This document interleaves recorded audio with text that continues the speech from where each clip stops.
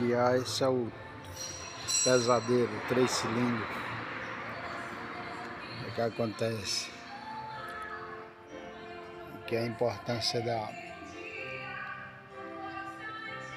troca da correia, ó.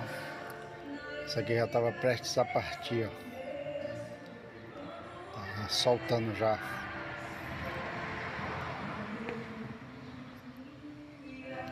E aí ela já está toda rachada, ó. Ressecada. A da bomba de óleo também é a mesma coisa. Esse aqui é o Ford Ka 3 cilindros. A importância de fazer a troca da correia no tempo certo, para evitar que quase que parte, ó.